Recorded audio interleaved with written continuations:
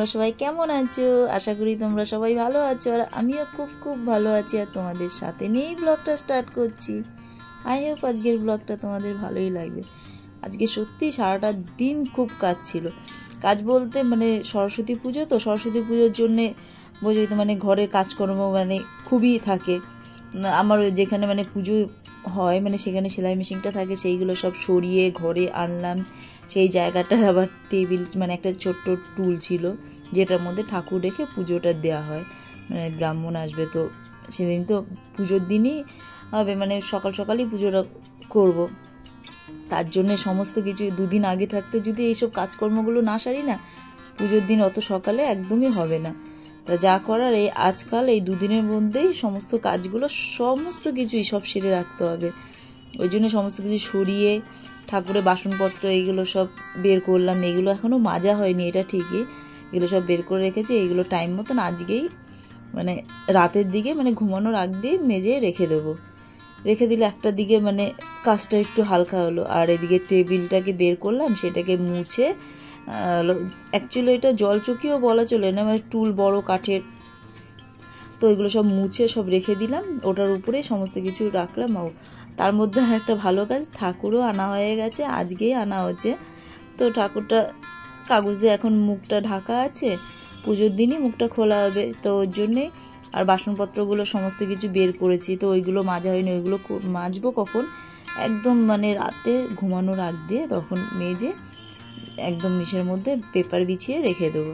সারা রাত জলটা পুরো শুকিয়ে যাবে, মুছে আবার রেখে আবার ঢেকে রেখে দেবো।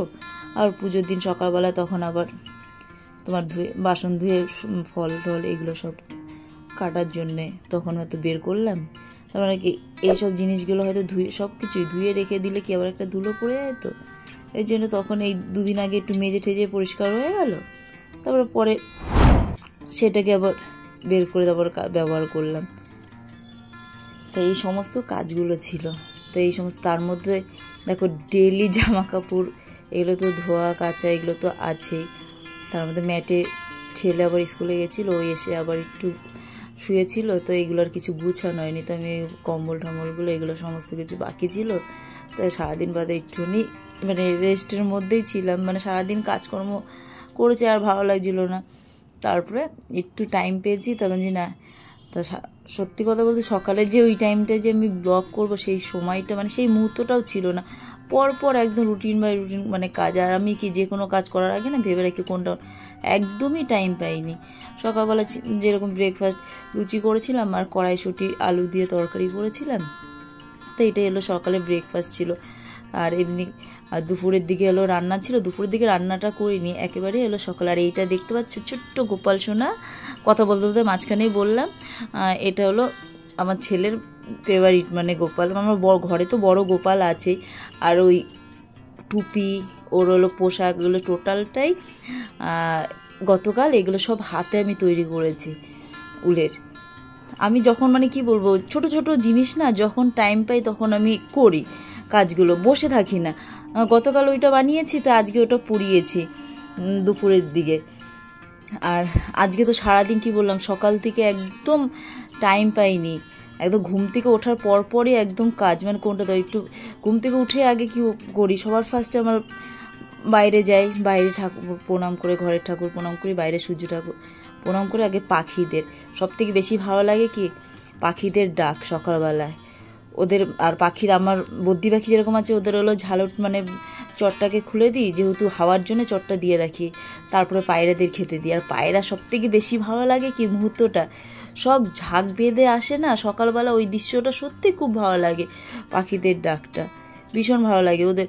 আমি যখন যেটা আমার ঘরে থাকে, গম বলো রুটি বলো পাউরুটি বলো, তখন সেটাই আমি দিই। হ্যাঁ, আমি এক জায়গায় দিই যাতে খাবার যাতে না নষ্ট করে। হ্যাঁ, কিন্তু আমি যখনই যা দিই না কেন সত্যি সব পরিষ্কার করে একদম খেয়ে নেয়। আবার আমার একটা ছোট হাঁড়ির মানে মাটির পাত্র আছে, ওটার মধ্যে আবার দেখি যে জল আছে নাকি, রেগুলার জল পাল্টিয়ে দিই।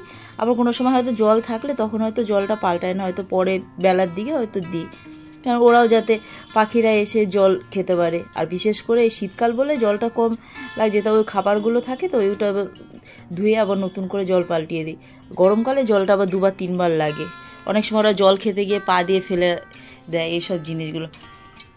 তো এইসব জিনিসগুলো পাখিদের প্রতি আমার ভীষণ, যাই না এটা ছেলেও তাই, ও যদি ওঠে যে মা কিছু ঘরে আছে একটু পাখিদেরকে, আমি সবসময় বলি যে পশু পাখিদের সত্যি দেওয়া ভালো।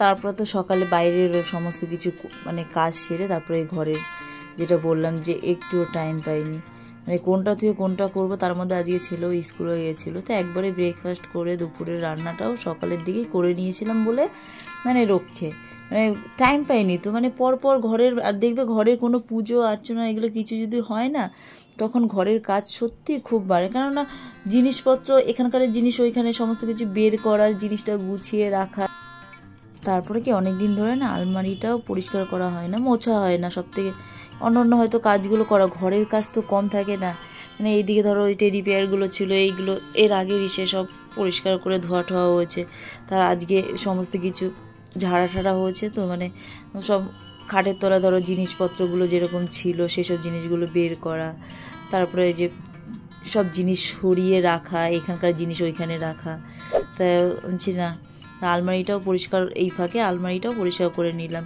আর সব থেকে বেশি কি আয়নাটা এগুলো বেশি নোংরা হয়, কেননা নোংরা হয় কেন, পাল্লাটা সারাক্ষণ মানে খোলা হয়, ওইটা বইয়ের তাক থাকে, বইগুলো থাকে, মানে যতবার খুশি ততবার বই বের করা, তারপরে সমস্ত কিছুই মানে ওই তাকের মধ্যে পরার জামা কাপড় মানে সব তাক তাক করে সব থাকে, তো ওইটা বেশি ইউজ করা হয়, তো ওই জন্য কলিং দিয়ে ওইগুলো একটু পরিষ্কার করে নিলাম, আর এইগুলো একটু কাপড়ের টুকরো দিয়ে এগুলো একটু মুছে টুছে নিলাম, তার কিছু কিছু জায়গায় না, আর ওই যে বললাম যে সেলাই মেশিন ঘরে এনেছি, মানে ওই জায়গাটায় পুজো করবো বলে ওই ঘরটায়, তাই এই ঘরটায় সব এনে, তো এটাও তার ফাঁকে একটুখানি দেখি এই জায়গাটা কিছু কিছু দাগও রয়েছে, তা সেটাও কলিং দিয়ে একটু পরিষ্কার করে নিচ্ছি।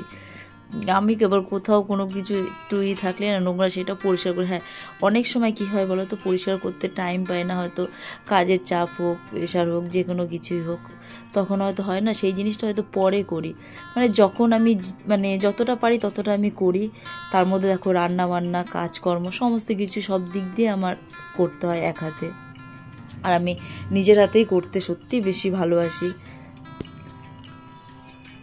তারপর তো দেখো রাতের দিকে রান্না বাকি আছে, তো রাতের রান্নাটাও এখনও কোনো কিছুই রেডি করিনি, তো সেই সব জিনিসগুলো রান্না করব, রেডি করে রাখা, তো এইগুলো সমস্ত কিছু কাজ সেরে মানে এগুলো সব করছি, করে ঠোরে তারপরে রাতে রান্নাটাও রেডি করব। যাই হোক, ব্লগটা আর বেশি একটা বড় করলাম না, ব্লগটা যদি তোমাদের ভালো লাগে তাহলে লাইক শেয়ার সাবস্ক্রাইব অবশ্যই করো, ভালো থেকো সুস্থ থেকো, গুড বাই, দেখা হচ্ছে নতুন একটা ব্লগের সাথে।